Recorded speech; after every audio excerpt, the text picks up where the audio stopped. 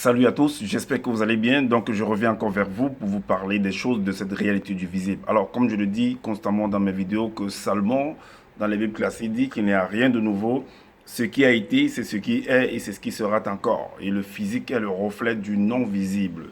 Et Tété, qui est le créateur, parle tantôt d'une manière, tantôt d'une autre, et là on n'y prend point garde. Alors, si toi qui m'écoutes aujourd'hui, tu ne prenais pas garde autrefois, dès à présent, commence à prendre garde par rapport à ce que tu peux voir, par rapport à ce que tu peux entendre. Analyse bien la situation, retiens ce qui est bon et transmets-le à tes enfants parce que c'est très très important. Alors, comme je le dis également souvent, que moi j'ai reçu une initiation et je viens partager avec vous, je viens vous montrer, présenter les codes qui sont dans les Bibles classiques. Je viens briser en fait, ouvrir la porte, ouvrir le voile afin que vous puissiez entrer dans la compréhension des paraboles, des énigmes, de tous ces langages qui sont mentionnés dans les Bibles classiques. Et là actuellement, je vous invite à prendre votre tabouret, de prendre un bic, un livre, et prenez votre Bible et vérifiez après moi, afin que voilà, vous ne puissiez pas dire que je vous ai trompé ou voilà. Donc vérifions, partageons ensemble et je vous invite également à partager massivement cette vidéo et à envoyer des likes et de laisser des messages de vos commentaires en commentaire, ce que vous pensez en commentaire et également d'activer la cloche de notification pour être averti des prochaines vidéos. Alors, qu'est-ce qu'on va parler aujourd'hui? Le titre de notre partage aujourd'hui, c'est l'homme blanc n'est-il pas lui aussi l'héritier de la terre tout autant que le noir? Parce que on nous a toujours fait comprendre que l'homme noir est l'héritier de l'univers. Oui, il y a des enseignants qui se sont levés, ceux qui disent qu'ils ont la connaissance infuse. Ils se prénomment même des premiers, des deuxièmes nés et tout, qui nous font comprendre, qui nous ont fait comprendre, qui continuent en fait à nous faire comprendre que l'homme noir est l'héritier de l'univers. Oui, l'homme noir est l'héritier de l'univers. Ça, c'est démontré.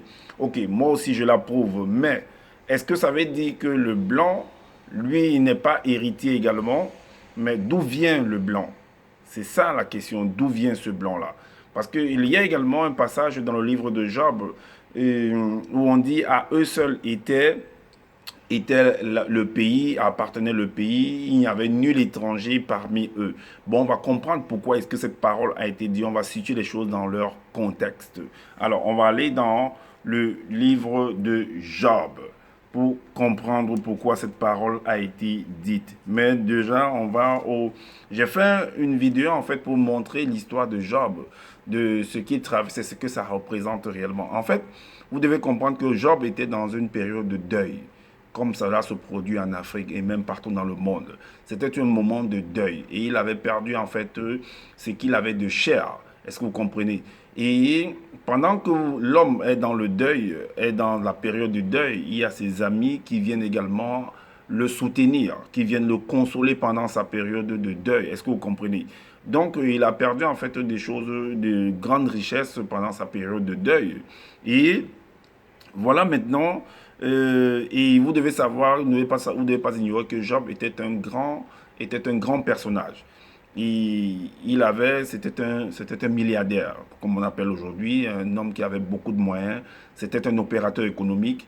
Par rapport à ce qui est mentionné dans les Bibles classiques, il le faisait dans l'agro-pastoral, c'était un entrepreneur, c'était un opérateur économique, comme je l'ai dit, et un entrepreneur. Et c'est quelqu'un qui réalisait beaucoup de choses parce que c'est vrai que tout n'est pas mentionné là. Vous pouvez imaginer un peu ce qu'un entrepreneur peut réaliser comme projet.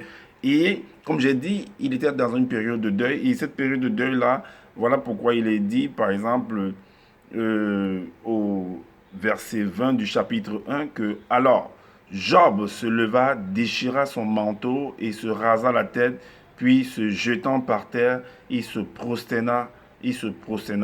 Qu'est-ce que vous voyez? Et pendant la période de deuil, pendant que vous êtes en fait dans cette déchirure-là, dans cette douleur-là, c'est pourquoi il est dit parfois, il y a une formule qui dit que c'est de l'abondance du cœur que la bouche s'exprime. Donc la douleur qu'il avait en lui a permis que des paroles puissent s'exprimer. Il devient inconsolable. Peu importe ce que les uns vont dire en ce moment-là, lui ne voit que la douleur en fait. Il ne voit que la perte. Est-ce que vous voyez? Donc, cette douleur-là va être symbolisée également comme une sorte d'invasion. Vous savez qu'il y a une formule qui dit qu'il n'y a pas d'effet sans cause et c'est justifié. Et c'est vérifié également. Il n'y a pas d'effet. Donc, l'effet que nous pouvons avoir aujourd'hui, et c'est vice-versa, c'est comme... Parce que dans une relation, on parle de deux personnes ou de plusieurs personnes. Déjà, deux, ça fait plusieurs. Donc, le sentiment que je peux t'infliger est le même sentiment, que ce que tu peux ressentir lorsque je t'inflige quelque chose est le même sentiment que je peux aussi ressentir lorsque toi tu m'infliges quelque chose. Est-ce que vous comprenez? Donc c'est vice-versa. Que les gens ne se disent pas que de la même manière que moi je perds, c'est comme ça que tu perds. Parce que en venant vers moi, tu t'attends à quelque chose. Moi, en allant vers toi, je m'attends à quelque chose. Donc, si tu n'es plus avec moi, tu n'auras plus cette chose-là dont tu espérais, comme moi aussi, je n'aurais plus cette chose. Donc, ne te dis pas que tu es la seule personne à gagner ou que je suis le seul à gagner. Est-ce que vous voyez? Donc, il y a eu une invasion également. Donc, il y a eu cette perte. Il s'est retrouvé dans un deuil. Et voilà, ses amis sont venus le consoler par rapport à son moment de deuil, comme ça se passe en Afrique et un peu partout dans le monde. Voilà. Donc, on a vu dans Job 1, donc on voit, on situe déjà le contexte que Job était dans une période de deuil. Et ses amis sont venus le voir. Alors, et ses amis se sont associés à sa douleur. Ils se sont associés à sa douleur, ont compati à sa douleur. Et voilà, ils sont restés avec lui. Si vous lisez le récit, vous allez comprendre pourquoi. Et au chapitre 3, le chapitre 3, le titre c'est Plainte de Job. Donc, il est dit là au chapitre 3, à partir du verset... mais de toute façon, vous devez savoir que c'est le chapitre... Non, c'est le chapitre 2. Un instant. Le chapitre 2, à partir du verset 11. Oui, à partir du verset 11 au verset 13. Donc, ses amis sont venus le voir. Voici ce qui est dit. Visite de ses trois amis. Trois amis de Job, Eliphaz de Théman, Bildad de Chouach et Tchopha de Nahman. Après tous les malheurs qui lui étaient arrivés, ils se concertèrent et partirent de chez eux pour aller le plaindre et le consoler. Est-ce que vous voyez? Donc ils sont allés pour le consoler. À la suite, il est dit, ayant de loin porté les regards sur lui, ils ne le reconnurent pas, et ils élevèrent la voix et pleurèrent. Ils déchirèrent leurs manteaux et ils jetèrent de la poussière en l'air au-dessus de leur tête. Au verset 13, il dit, et il se tint assis à terre auprès de lui 7 jours et 7 nuits, sans lui dire une parole, car ils voyaient combien sa douleur était grande. Donc ils sont restés, ils ont observé le patriarche Job, ce personnage-là. Donc ils ne sont pas précipités de pouvoir lui parler. Eux-mêmes, ils sont entrés dans le deuil, dans la compassion de ce personnage de Job. Et ils ont imaginé, en fait, ils sont en train, en fait, ils ont essayé de comprendre un peu ce ce que l'homme peut ressentir lorsqu'il est dans une telle douleur. Et c'était vraiment, il y a des parents comme ça, il y a des familles comme ça. Pendant un voyage, vous perdez le père, la mère, les enfants, ou bien pendant un empoisonnement, c'est les enfants, tout le monde a mangé un repas et c'est tout le monde qui tombe et qui meurt. Donc, il y a des choses comme ça, c'est tellement très, très terrible. Alors, donc, maintenant, vu qu'ils se sont assis, ils ont observé, ils ont analysé la situation, c'est pourquoi on dit, par rapport à ce que vous pouvez voir, par rapport à ce que vous pouvez entendre, observez très bien dans la nature, parce que l'homme vient est issu de la nature. Donc, analysez très bien, retenez ce qui est bon et partagez maintenant, vous pouvez vous permettre de parler avec beaucoup de tact. Est-ce que vous comprenez? Mais, alors, donc Job également, lui aussi, il observait ses amis, il voyait ses amis qui sont venus l'accommoder et tout. Ben, tellement il était touché. Et voici, là au chapitre 3, à partir du verset 1, les plaintes de Job. Donc Job va ouvrir la bouche et il va parler.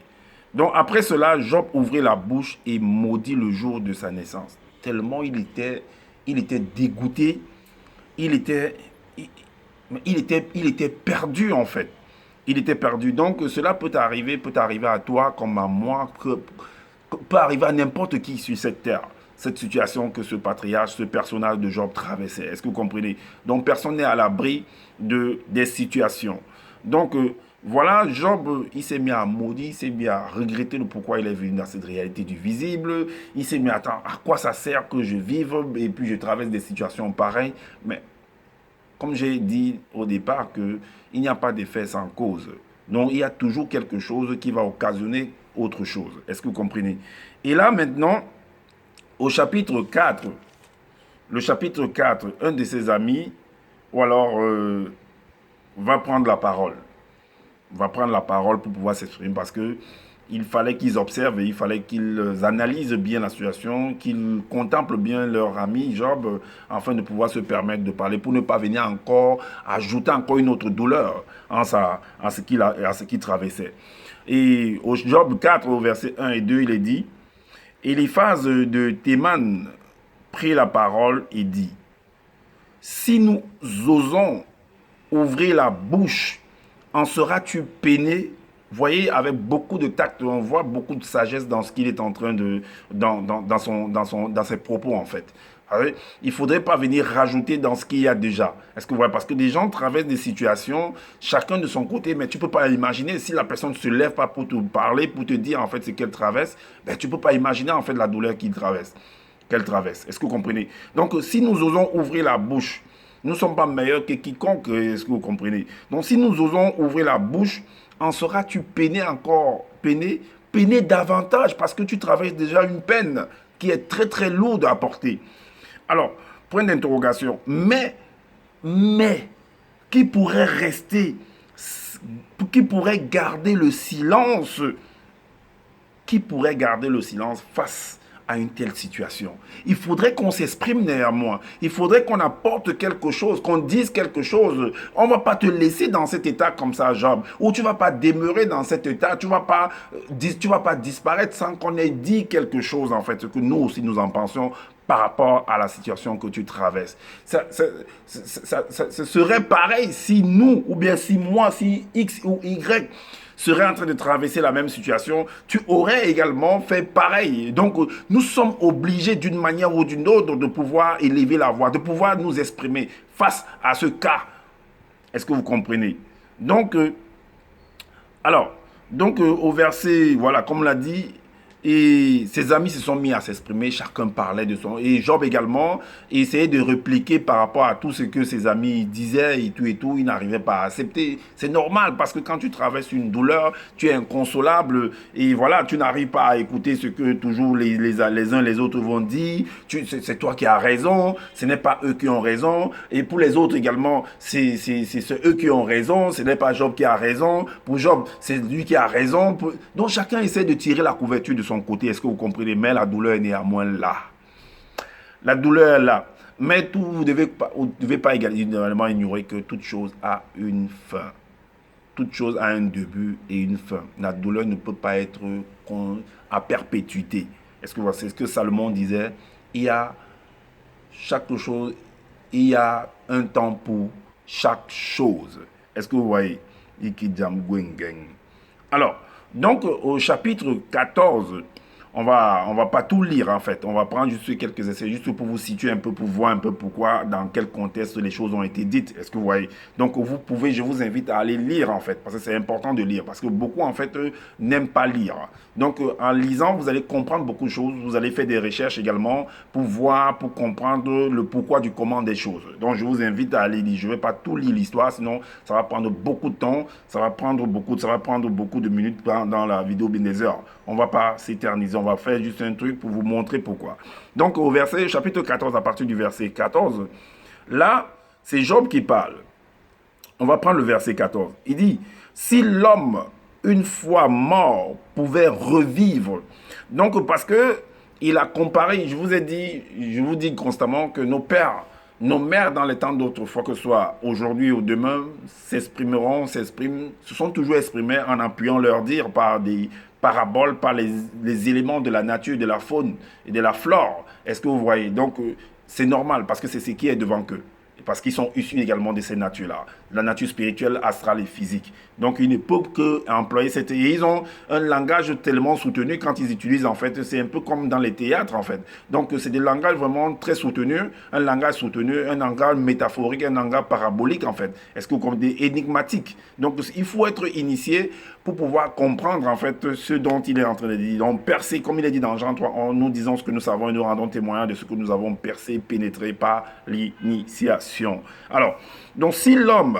Donc, il dit, pourquoi il dit que c'est l'homme? Parce que l'arbre, en fait, il va comparer ça à l'arbre, en fait. Parce qu'il y a des versions qui montrent que l'homme, en fait, est comme un arbre. Donc, on le compare à un arbre. Et l'arbre, au moins, c'est lorsqu'il se coupe, si sa branche se coupe, lorsque la feuille tombe, elle rejette, si la pluie vient, elle se manifeste encore, elle régénère encore, les fleurs apparaissent encore. Par contre, l'homme, il dit que si lui, ça va être le cas pour lui également. Mais c'est pas pour lui, ça le cœur de pouvoir n'est pas être comme ça. C'est un peu comme ce qu'on appelle, les gens ont fait, certaines personnes ont fait des vidéos par rapport, ils parlent de la réincarnation en fait. Donc s'il pouvait en fait, malgré tout ça, peut-être mourir, ou alors tout ce qu'il a perdu là pouvait partir et revenir encore. Est-ce que vous voyez? C'est un peu comme dans le film de Dragon Ball Z, où quand on a revenu les boules de cristal, même si les gens sont morts, il suffit que le souhait qu'on demande, s'il faut faire revenir les gens, le dragon fait revenir les gens, tous ceux qui étaient morts. Alors, si l'homme, une fois mort, pouvait revivre, est-ce que vous comprenez? Parce qu'il voit que ce n'est pas possible. Il y a une formule qui dit que l'homme n'a le droit de mourir qu'une seule fois. Après, vous voyez, hein? Le jugement ou la fin, et ainsi de suite. Si l'homme, une fois mort, pouvait revivre, j'aurais de l'espoir tout le temps de mes souffrances. Donc, dans l'angoisse qu'il est en train de traverser, la douleur, donc, ayant perdu tout ce qu'il a perdu, ses enfants, ses richesses, parce que même les enfants, c'est des richesses, si il savait qu'à cause, malgré ça, les enfants vont revenir peut-être demain ou après-demain, ben lui, ça ne lui dérangerait pas, il ne serait pas là dans la douleur en fait. Il ne serait pas en train de se morfondre, il ne serait pas en train de se rouler sur la terre, sur la poussière. De il resterait calme, zen, parce qu'il sait que d'un moment à l'autre, ses enfants vont revenir. Ils sont seulement allés en voyage et ils reviendront. Alors, j'aurai de l'espoir tout le temps de mes souffrances, jusqu'à ce que mon état vint à changer. La suite dit quoi? Ok, donc il a dit tout ce qu'il a dit là, et maintenant... son ami, l'un de ses amis encore, va encore repliquer en fait. Donc c'était un partage en fait. Donc ses amis disaient, lui aussi disait, ainsi de suite. Chacun essayait de vouloir voilà, avoir raison sur les uns les autres. Et chacun voulait avoir le monopole de la causerie. Donc chacun voulait être juste. C'est tout à fait normal. Alors, donc... Job 15, à partir du verset 1, il est dit, l'un de ses amis, c'est le second discours de Eliphaz à Job. Donc, Eliphaz de Théman prit la parole et dit, le sage prit la parole et dit, on va à Job 1 à 3. Et le sage répond-il par un vain de savoir, point d'interrogation, parce qu'il prend le temps, il analyse bien, le sage, il analyse bien, il ne se permet pas en fait de dire des paroles qu'il ne faut pas dire, parce que dans ce que Job a dit également, il se posait la question de savoir si d'un être souillé sortirait un homme pur. Donc il s'est tellement régné, il s'est rendu vraiment zéro, il a regretté sa présence dans cette réalité du visible à cause de la douleur qu'il traversait. Donc le sage répond-il par un vain de savoir? Se gonfle-t-il la poitrine du vent d'Orient? Ce sont des paraboles, hein? Parce que pour gonfler la poitrine, ben, il faut qu'on pompe en fait. Donc le vent va venir, on remplit de l'air dans ton intérieur. Alors, le verset 3 nous dit, est-ce par d'inutiles propos qu'il se défend? Vous avez vu? Et est-ce par des discours qui ne servent à rien? Donc on peut dire que Job, là, ce qu'il dit là en fait, ben, ça ne sert à rien en fait. Le fait est fait, ce qui est là, il faut seulement juste passer à autre chose. Donc, il faut avoir une bonne vision de savoir que il n'y a pas d'effet sans cause de ce qui arrive là. C'est parce que, entièrement, d'une manière ou d'une autre, tu es également responsable de ce qui t'arrive. Je suis responsable de ce qui m'arrive. Toi également, tu es responsable de ce qui t'arrive. tu es responsable. Donc nous sommes tous responsables de ce qui nous arrive. Alors, donc, au verset 7, le verset 7, son ami dit, es-tu le premier-né des hommes? Point d'interrogation. As-tu été enfanté avant les collines? Le verset 8 nous dit, as-tu reçu les confidences de Dieu? J'ai fait comprendre également dans plusieurs de mes vidéos que Dieu, l'Éternel, Dieu, tous ces noms qu'on va donner, déjà même quand vous regardez les premières parties, le premier livre au début de la Genèse, que ce soit jusqu'à l'Apocalypse, tout ça, ça parle de la création du visible. Création du visible. Et vous devez comprendre que avant que le corps, tu aies ce corps physique, il y a d'abord ton corps spirituel. Ça veut dire que le corps spirituel réside dans le plan spirituel. Donc, quand tu quittes du plan spirituel pour entrer dans la réalité du plan visible, il faut avoir un corps physique. J'ai dit tout esprit, toute entité. Et si on considère, selon ce que les enseignements, les uns et les autres viennent dire, que Adam, selon les Bibles classiques, est le premier homme sur la terre, alors, ça veut dire que c'est la, bon, d'autres vont dire dans leurs livres, dans leurs enseignements, que c'est la dernière entité. Tout dépend de là où l'on se place, que c'est la dernière entité, c'est le dernier esprit, mais qui est venu vivre dans la réalité du visible. Est-ce que vous voyez? Mais avant que cet homme-là ne vienne vivre dans la réalité du visible, il y avait déjà les animaux. Et les animaux ont un esprit également, ont une âme et ont un corps physique. Il y avait la faune et la flore. Est-ce que vous voyez? Donc, alors, si cet homme-là est considéré ainsi, s'il est considéré ainsi, ça veut dire que tout autre esprit qui va vouloir entrer dans cette réalité du visible devra avoir, on devra l'emprunter en fait un corps physique pour pouvoir vivre dans cette réalité du visible. D'autres nous ont fait comprendre que Satan est entré dans certaines versions. D'autres nous disent que non, Satan est venu dans le visible. Mais Satan est venu comment? Même en parlant avec Ève, il n'est pas entré dans le visible. Hein. Physiquement, Ève n'a pas vu Satan. Hein. Donc, on nous fait comprendre qu'il a parlé par l'intermédiaire, en fait, du dragon, du serpent. Est-ce que vous voyez? Ok. Donc, c'est ainsi. Mais, bon, il y a toujours, derrière le serpent, c'est toujours quelque chose, vous comprenez? Parce que, en même temps, on dit que Adam, il n'habitait pas avec les animaux. Les animaux étaient de leur côté, mais à un moment donné, on a fait venir les animaux vers lui. Ça veut dire qu'il n'avait pas de relation, on va dire, il n'était pas ami avec les animaux. Parce qu'on l'a fait venir à un moment donné les animaux. Bon, je ne comprends pas comment Ève va être amie avec les animaux. Est-ce que vous voyez? Donc, amie, peut-être qu'elle a pris un animal, elle a commencé à le domestiquer et tout et tout. Bon, c'est là où peut-être tu deviens ami avec l'animal. Ok. Donc, maintenant, à la suite, il est dit au verset 8 du chapitre 15, « As-tu reçu les confidences de Dieu? As-tu dérobé la sagesse à ton profit? Que sais-tu que nous ne sachions pas? Quelle connaissance as-tu que nous n'ayons pas? » C'est ce qu'il demande l'un de ses amis demande à Job. Alors au verset 10, il dit, « Il y a parmi nous des cheveux blonds, des vieillards, plus riches de jours que ton père. » Plus riches de jours que ton père. Donc, qui ont beaucoup d'années. Donc, qui sont plus âgés que ton père même. C'est pourquoi ça fait référence, si vous pouvez vous rappeler un peu de la vidéo que j'ai fait par rapport à l'ancien des jours, on dit l'ancien des jours. Donc il a plus de jours par rapport à beaucoup. Donc il a l'expérience en fait. On dit qu'il c'était des vieillards, des gens qui avaient 1000 ans sur la terre, qui avaient un âge très très avancé. Est-ce que vous voyez? Donc ils avaient l'expérience de la vie, ils connaissaient beaucoup de choses. Ils avaient déjà vu et entendu beaucoup de choses par rapport aux jeunes. Et à la suite, il est dit que, au Job 15, à partir du verset 17, parce que là, au verset 17, il est dit, « Je vais te parler. » Parce que Job avait dit des choses, il a dit beaucoup de choses en fait. Et le gars, c'est comme une anecdote en fait.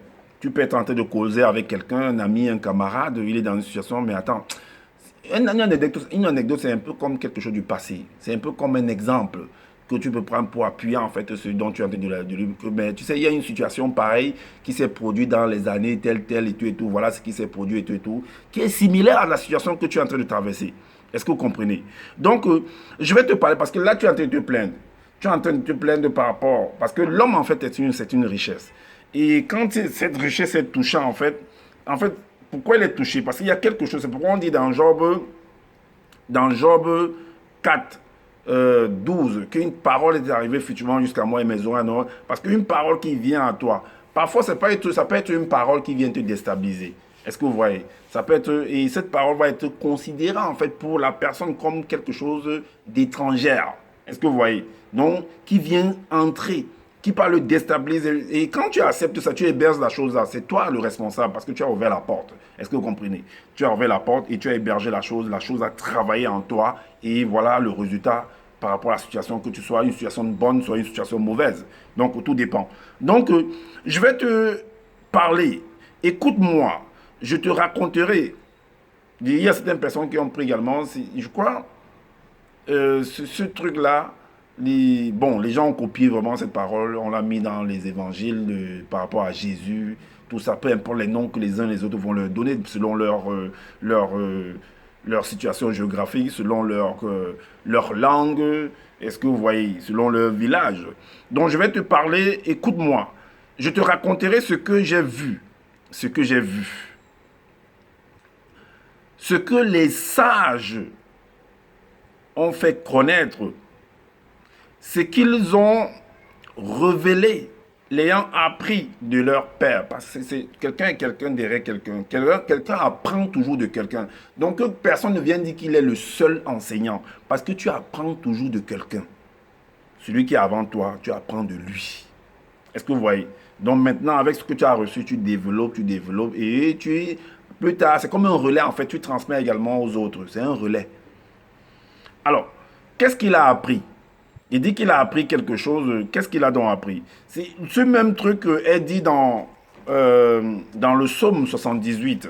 Psaume 78, à partir du verset 4 à 6, il est dit, nous ne le cacherons point à leurs enfants. Leurs enfants. Là, c'est la loi. Hein. La loi, c'est toutes les manifestations que nous pouvons voir, que ce soit dans le sens, dans le bon sens ou bien dans le sens au contraire du bon. Est-ce que vous voyez? Donc, c'est la loi toujours qui se manifeste d'une manière ou d'une autre. Donc, nous ne le cacherons point à leurs enfants. Nous dirons à la génération future les louanges de l'Éternel. Donc, j'ai dit que l'Éternel ou Dieu, c'est toujours un homme. Donc, ça peut être que c'est votre grand-père, votre grand-parent qui a vécu, qui était peut-être un roi, qui était peut-être un président, qui était peut-être un grand homme dans cette réalité du visible et qui a fait des réalisations et qui a laissé en fait un héritage. L'héritage peut être matériel, peut être également des conseils, peut être sur plusieurs formes en fait, l'héritage. Est-ce que vous comprenez?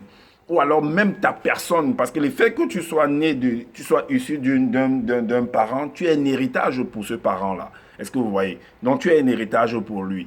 Et maintenant, les parents en fait laissent en fait des paroles parce que quand le parent veut te laisser des conseils, il t'appelle dans sa demeure, dans sa chambre, dans sa pièce secrète et il parle avec toi. C'est un peu comme la récitation du laboureur et ses enfants. Est-ce que vous voyez? Un riche laboureur sentant sa mort prochaine fit venir ses enfants et leur parla sans témoin de garder l'héritage, de garder le patrimoine, de garder les conseils, les recommandations, les préceptes qu'il a toujours eu à donner pour pouvoir mettre l'ombre dans cette réalité du visible et éviter en fait les problèmes.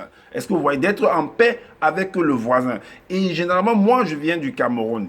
Est-ce que vous voyez? Il y a en fait quelque chose que beaucoup refusent parfois de parler, ou bien certains en parlent, mais parfois de manière banale, surtout quand il y a des situations qui explosent, c'est là où ils se mettent cette chose surgit. Si on prend l'exemple, par exemple, bon, il ne faut pas qu'ils se plaignent de moi, des Bamileke, ou bien des Bassa, ou bien des Douala, ou bien, il y a plein de tribus, rien qu'au Cameroun, et même ailleurs. Donc, la tribu, par exemple, Bamileke, c'est une tribu que j'aime bien, donc, par rapport à leur culture, par rapport à ce qu'ils font, j'aime bien en fait. Et il y a aussi beaucoup de choses en fait qu'on décrit, mais chacun est responsable de ce qu'il est en train de faire.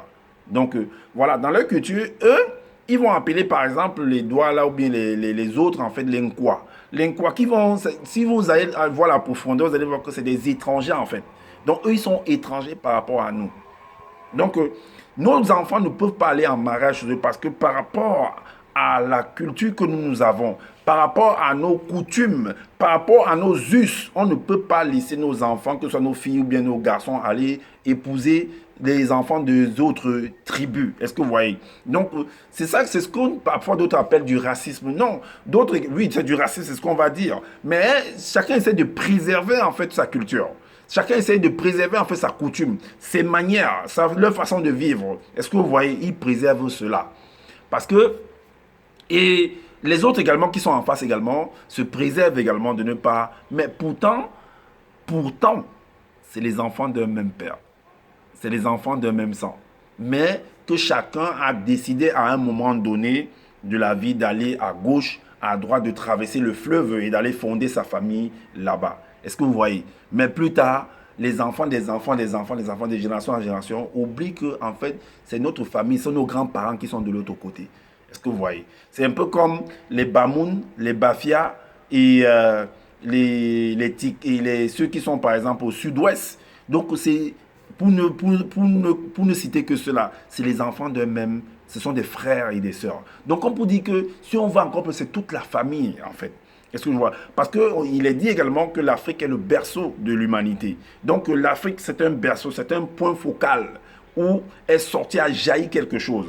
Est-ce que vous voyez? Et de là, maintenant, on a dit de remplir toute la terre, de se multiplier. Les enfants et les enfants vont donc d'aller en conquête, en tant que conquérant, d'aller conquérir en fait cette terre-là. Est-ce que vous voyez? Donc c'est votre héritage. Mais ces enfants vont apparaître, il y a des enfants qui vont apparaître. Maintenant, si les enfants apparaissent noirs, blancs, mais est-ce que les enfants-là ne sont pas issus de cet homme-là? C'est pas la même lignée. Pourquoi on veut les séparer? Donc, par exemple, du ventre d'une femme, de son ventre va sortir un enfant, par exemple, blanc, l'autre noir.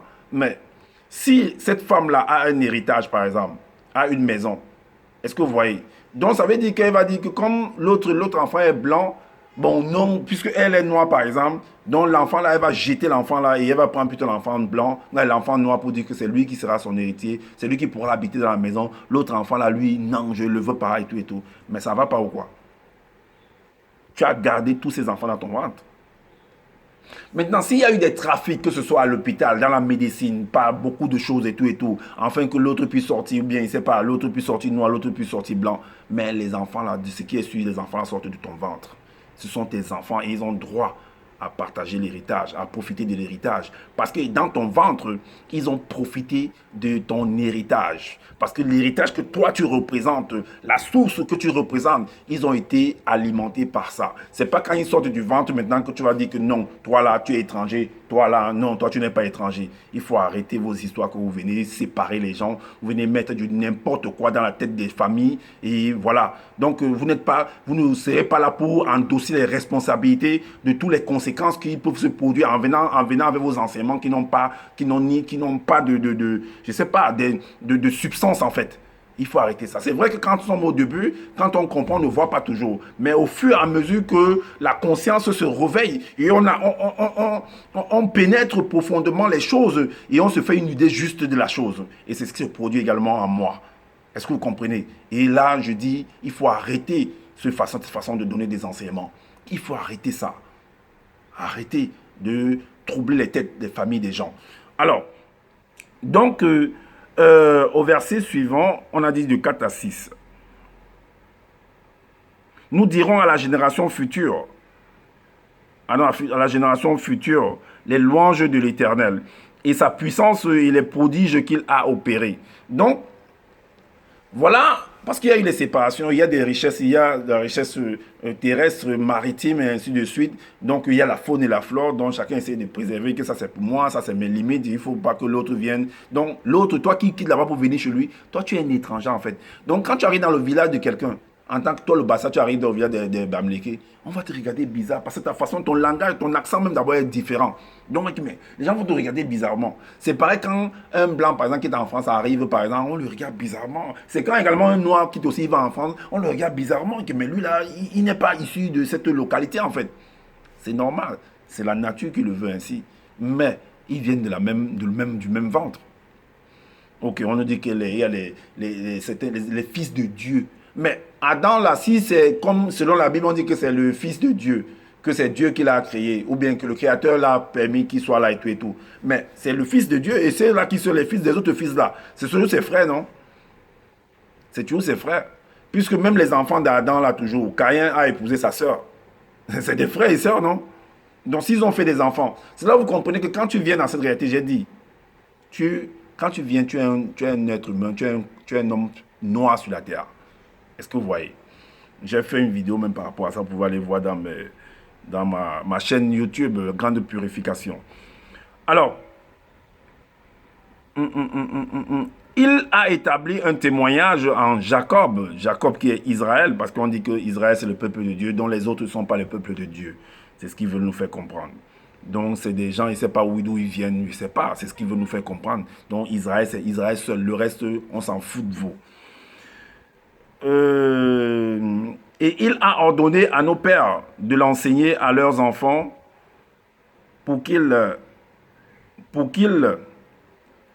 fût connue de la génération future, des enfants qui naîtraient et que devenus grands, ils en parlassent à leurs enfants. C'est pourquoi même, par exemple, les Bamlékés, même s'ils voient, ils vont partout à l'étranger, on dit bien à l'étranger, donc dans un territoire qui est étranger à eux. Dans un territoire qui est étranger à eux, bien entendu, donc à l'étranger. Voilà. Donc même là-bas, on leur demande toujours de rentrer au pays, dans leur territoire natal, dans leur région natale, pour toujours perpétrer la coutume. Parce que le passé est très très important. C'est ces paroles-là que les pères ont, dont ils ne font qu'inculquer en fait ce que le père leur a enseigné aux enfants futurs, aux enfants actuels. Est-ce que vous voyez?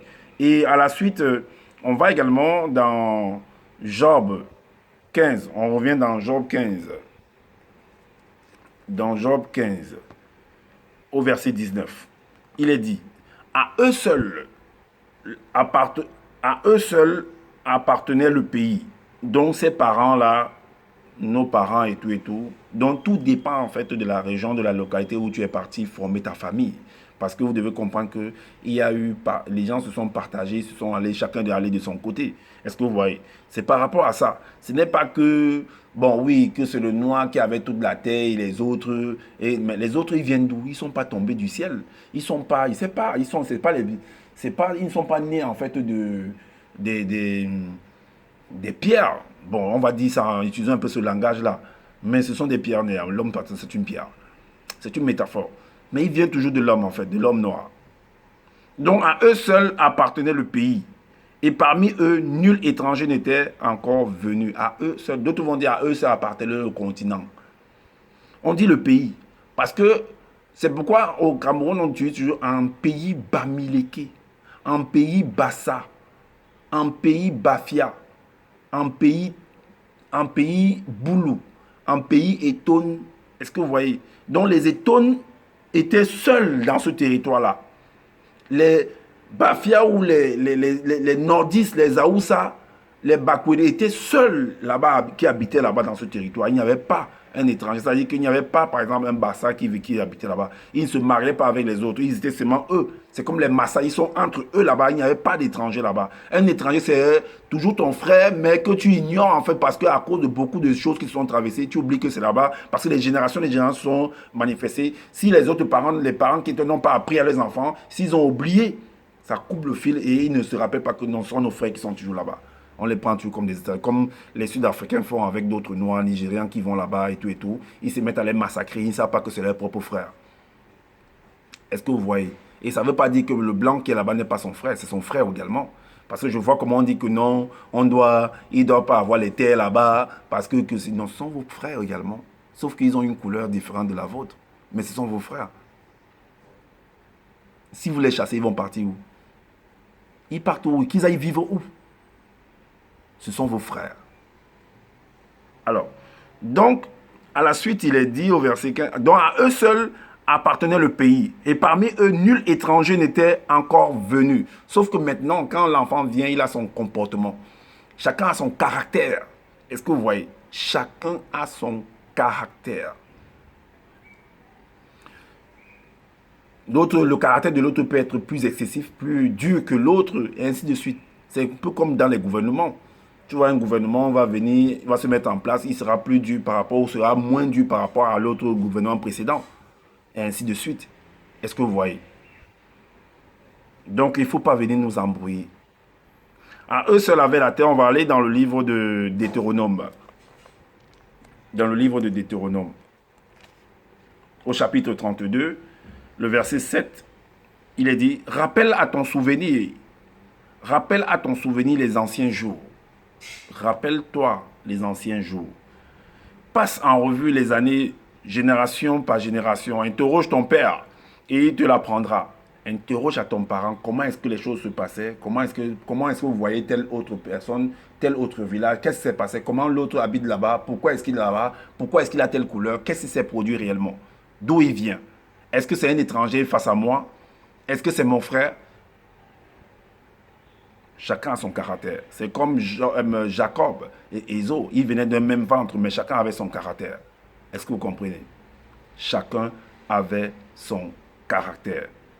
Parfois, on peut donner l'administration à un des enfants qui a une bonne vision des choses, mais ça ne veut pas dire que celui qui est à côté là n'a pas droit à l'héritage, mais que l'autre puisse gérer seulement. C'est vrai que d'autres ne vont pas accepter que, mais pourquoi c'est toi qui dois gérer, c'est moi l'aîné, c'est moi qui dois être à terre et tout et tout. Mais ça ne veut pas dire que comme tu gères, tu dois mépriser les autres, tu ne dois pas leur donner aussi leur part d'héritage. Non, ils ont le droit également.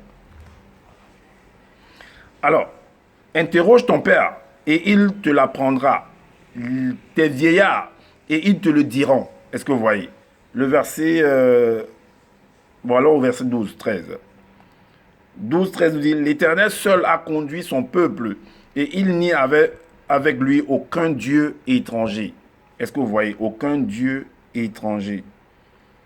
Aucun Dieu étranger. Parce que l'homme est un Dieu, la femme est une déesse. Donc, en parlant qu'il a conduit son peuple, on parle d'Israël. Mais avant Israël, il y avait d'autres gens qui sont nés avant Jacob, qui ont vécu sur la terre avant Jacob. Donc, après Jacob, il y a eu également des naissances. Également, la terre a toujours été remplie. Donc, ce n'est pas seulement Israël, ce n'est pas seulement Jacob. Donc, Jacob, c'est le père d'une tribu.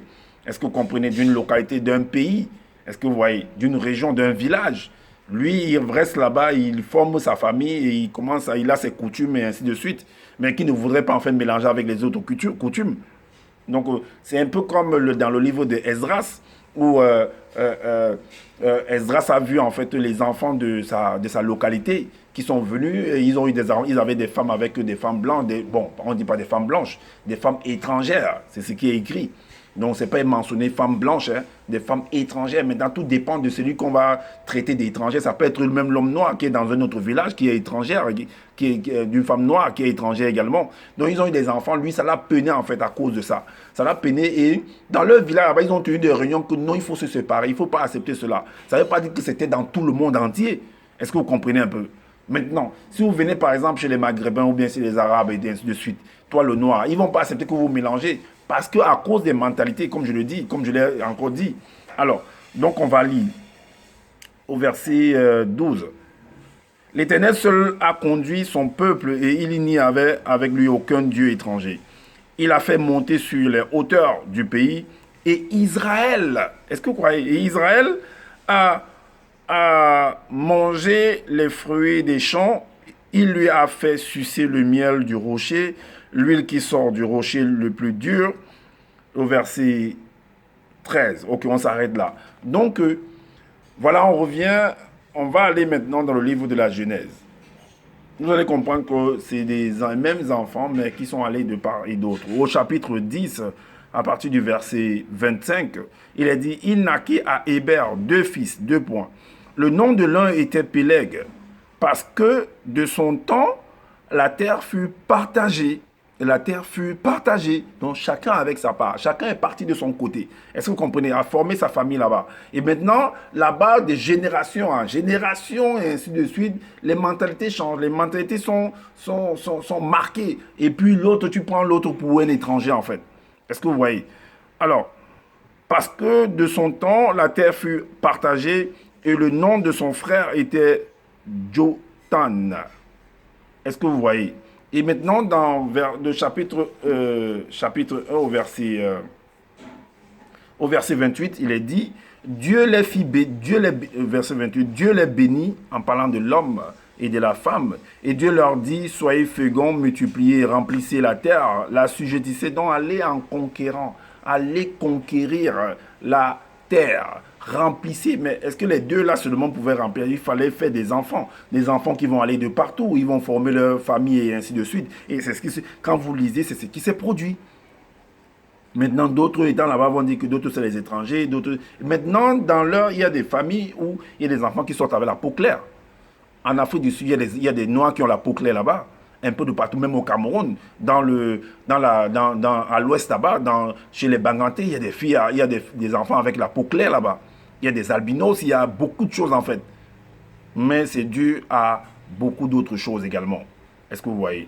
Parce que une parole est arrivée futurement et a généré quelque chose. Alors, remplissez la terre, assujettissez-la, et ainsi de suite. Donc, voilà. Maintenant, quand on vient, par exemple, au chapitre, le verset, parce que le chapitre 6, en fait, on veut nous faire comprendre que les fils de Dieu, c'est la corruption du genre humain, que les fils de Dieu. Mais est-ce qu'est fils de Dieu? Dieu, c'est un homme. Donc, l'homme a fait des enfants, parce que dans Genèse 4, 1, la femme dit qu'elle a fait un enfant avec l'aide de Dieu, de l'Éternel, donc de son homme, de son mari. Et des enfants, là, ont fait des enfants également. Et on dit que c'est de la lignée de Caïn que est issu en fait des enfants qui ont la couleur différente des noirs. Mais Caïn, c'est un enfant, donc c'est les enfants, leurs parents, c'est Adam et Ève alors. Est-ce que vous voyez? C'est les mêmes enfants, c'est la même lignée. Donc c'est les enfants de fils de l'homme également sur la terre. Donc ils ont droit à l'héritage. Ce ne sont pas des étrangers. Ceux qui disent que c'est parce qu'ils sont la méconnaissance de l'histoire. Est-ce que vous comprenez? C'est la méconnaissance de l'histoire pour traiter celui qui est en face de toi étranger. On a tous droit. Maintenant, c'est que les gens vont à la conquête parce que c'est une reproduction d'après le modèle. Comme un animal va à la chasse. Et le plus fort tue le plus fort. L'autre veut élargir ses terres. L'autre veut élargir son territoire. L'autre veut élargir son pouvoir. Élargir ses richesses. Est-ce que vous comprenez? Comme c'est le cas même aujourd'hui. Donc, on dit que les fils de... Lorsque les hommes, eux, commençaient à se multiplier sur la face de la terre et que les filles leur furent nées, verset 2, les fils de Dieu virent que les filles des hommes étaient belles et ils en prirent pour femmes parmi toutes celles qu'ils choisirent. Est-ce que vous voyez? Et on veut dire que c'est pas là que les étrangers sont venus, que les autres ne sont pas les étrangers. Mais arrêtez ça, je dis que j'entends ça au Cameroun là-bas, que les autres disent que les autres qui sont dans notre territoire sont des étrangers. C'est pas seulement aux Blancs qu'on dit ça, mais c'est la méconnaissance de l'histoire. Alors, c'est ce que j'avais à vous partager parce qu'il ne faudrait pas que les gens viennent raconter. Ils essaient de sortir du contexte pour ne pas dire en fait ce qu'il en est et vouloir traiter les autres comme si c'était des étrangers. Je dis bien encore, c'est la méconnaissance de l'histoire. Toi qui traites l'autre d'étranger, c'est parce que tu es un ignorant, tu es un boloko. Est-ce que vous voyez? Tu es un tocard. Est-ce que vous voyez? Donc, c'est parce que tu ne connais pas l'histoire. Il faut te connaître toi-même, de savoir d'où tu viens, de savoir et tu sauras qui est en face de toi. Donc, j'avais à vous partager cette histoire, cet enseignement. Donc, partagez-le massivement et activez la cloche de notification pour être averti des prochaines vidéos. Et laissez-nous également des commentaires pour nous dire qu'est-ce que vous en pensez par rapport à ce que vous venez d'entendre. Et voilà, et je vous dis à la prochaine pour une autre vidéo.